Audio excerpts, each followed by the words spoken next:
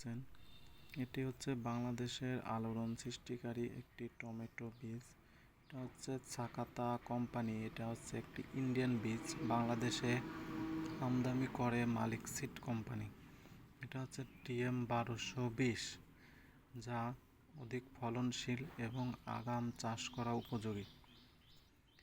এই জাতের ফলের ওজন প্রতি টমেটো থেকে 80 থেকে 100 গ্রাম ওজন হয় এবং গাছের শুরু থেকে শেষ পর্যন্ত একই রকম ফল দিয়ে থাকে।